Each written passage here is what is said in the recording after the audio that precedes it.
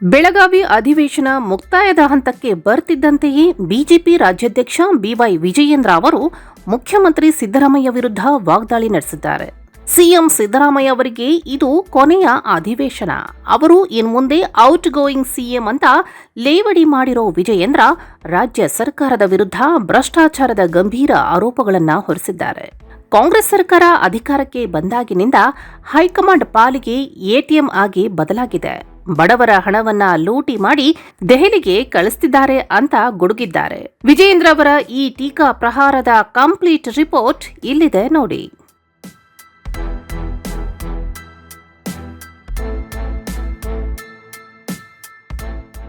ನಗರದಲ್ಲಿ ಸುದ್ದಿಗಾರರ ಜೊತೆ ಮಾತನಾಡಿದ ಬಿವೈ ವಿಜಯೇಂದ್ರ ಅವರು ಸಿಎಂ ಸಿದ್ದರಾಮಯ್ಯ ಅವರನ್ನ ಹಿಗ್ಗಾಮುಗ್ಗಾ ತರಾಟೆಗೆ ತೆಗೆದುಕೊಂಡ್ರು.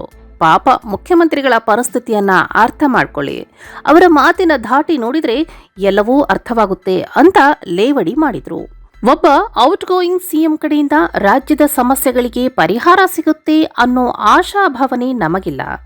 ಸಿದ್ದರಾಮಯ್ಯ ಅವರ ಕೊನೆಯ ಅಧಿವೇಶನದಲ್ಲೂ ಉತ್ತರ ಕರ್ನಾಟಕಕ್ಕೆ ನ್ಯಾಯ ಸಿಕ್ಕಿಲ್ಲ ಅಂತ ವಿಜಯೇಂದ್ರ ಆಕ್ರೋಶ ಹೊರಹಾಕಿದ್ರು.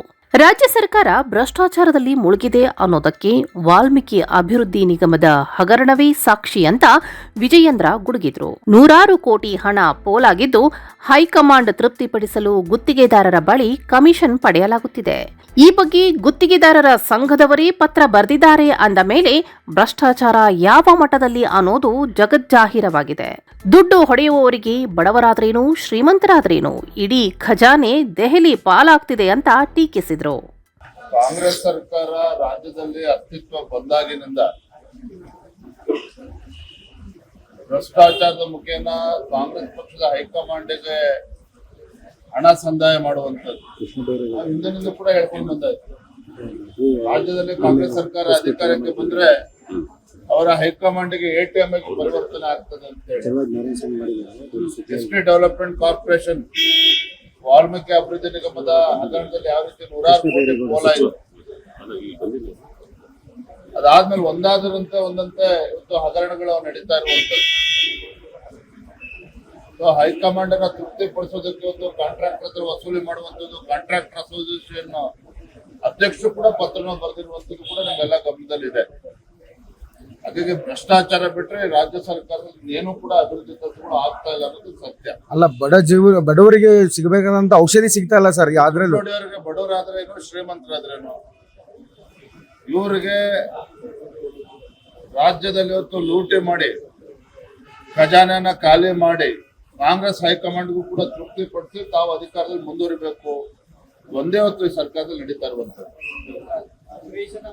ಕೇವಲ ಸಿಎಂ ಅಷ್ಟೇ ಅಲ್ಲದೆ ಸಚಿವ ಕೃಷ್ಣ ಭೈರೇಗೌಡರ ವಿರುದ್ಧವೂ ವಿಜಯೇಂದ್ರ ಗಂಭೀರ ಆರೋಪ ಮಾಡಿದ್ರು. ದಾಖಲಾತಿ ಪರಿಶೀಲನೆ ಮಾಡದೆ ಅಕ್ರಮ ನಡೆಸಲು ಹೇಗೆ ಸಾಧ್ಯ ಅಂತ ಪ್ರಶ್ನಿಸಿದ ಅವರು ಗದಗ ಜಿಲ್ಲೆಯ ಆಯುಷ್ ಇಲಾಖೆಯ ಔಷಧ ಖರೀದಿಯಲ್ಲೂ ಬ್ರಹ್ಮಾಂಡ ಭ್ರಷ್ಟಾಚಾರ ನಡೆದಿದೆ ಅಂತ ದಾಖಲೆ ಸಮೇತ ಕಿಡಿಕಾರಿದ್ರು. ಕಾಂಗ್ರೆಸ್ ಸರ್ಕಾರ ಬಂದಾಗಿನಿಂದ ಅಭಿವೃದ್ಧಿ ಶೂನ್ಯವಾಗಿದೆ. ಕೇವಲ ಭ್ರಷ್ಟಾಚಾರ ಮೂಲಕ ಹಣ ಸಂದಾಯ ಮಾಡೋದೇ ಇವರ ಕೆಲಸವಾಗಿದೆ ಅಂತ ಆರೋಪಿಸಿದ್ರು. ಮುಖ್ಯಮಂತ್ರಿಗಳ ಪರಿಸ್ಥಿತಿಯನ್ನು ಅರ್ಥ ಮಾಡ್ಕೊಳ್ಳಿ. ಈಗ ಔಟ್ ಗೋಯಿಂಗ್ ಚೀಫ್ ಮಿನಿಸ್ಟರ್ ಯಾವಾಗ ರಾಜೀನಾಮೆ ಕೊಡ್ತಾರೋ ಯಾರಿಗೂ ಕೂಡ ಅದ್ರ ಬಗ್ಗೆ ಮಾಹಿತಿ ಇಲ್ಲ. ಮುಖ್ಯಮಂತ್ರಿಗಳ ಮಾತಿನ ದಾಟಿನ ನೋಡಿದ್ರೆ ನಿಮ್ಗೆ ಅರ್ಥ ಆಗ್ತದೆ, ಹೋಲಿ ಬಿಡಪ್ಪ ಪಾಪ ಎಷ್ಟು ದಿನ ಇರ್ತದೆ ಅಂತ ಎಲ್ರಿಗೂ ಅನ್ಸುತ್ತೆ, ಸಹಜ. ಹಾಗಾಗಿ ಒಬ್ಬ ಔಟ್ ಗೋಯಿಂಗ್ ಚೀಫ್ ಮಿನಿಸ್ಟರ್ ಇಂದ ಈ ಸದನದಲ್ಲಿ ಏನೇ ಚರ್ಚೆ ಆದ್ರೂ ಕೂಡ ಪರಿಹಾರ ಸಿಗ್ತದೆ ಅನ್ನುವ ಆಶಾಭಾವನೆ ನಮ್ಗೆ ಇರಲಿಲ್ಲ. ಆದ್ರೂ ಕೂಡ ಕೊನೆ ನಾನು ಯಾವಾಗಲೂ ಕೂಡ ಒಂದು ಮಾತನ್ನ ಹೇಳ್ತಾ ಇದ್ದೆ, ಮುಖ್ಯಮಂತ್ರಿಗಳಾಗಿ ಎಷ್ಟು ದಿನ ಕುರ್ಚಿಲಿ ಕೂರ್ತಿರೋದು ಮುಖ್ಯ ಅಲ್ಲ, ಆದ್ರೆ ಆ ಸ್ಥಾನದಲ್ಲಿದ್ದಾಗ ಏನ್ ರಾಜ್ಯಕ್ಕೆ ಒಳ್ಳೆ ಕೆಲಸ ಮಾಡಿದಾರೆ ಅನ್ನೋದು ಮುಖ್ಯ.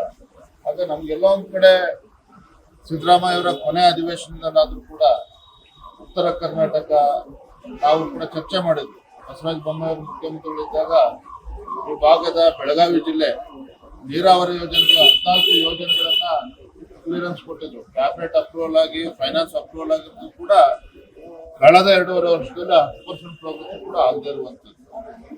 ಕಳೆದ 2.5 ವರ್ಷ ಏನೋ ಮಾಡದೇ ಇರ್ತಕ್ಕಂಥವ್ರು, ಯಾವುದೇ ಅಭಿವೃದ್ಧಿ ಕೆಲಸ ಮಾಡದೇ ಇರುವಂತ ಸಿದ್ದರಾಮಯ್ಯನವರು ಈಗಿನ 2 ವಾರದಲ್ಲಿ ಏನ್ ಮಾಡ್ತಾರೆ?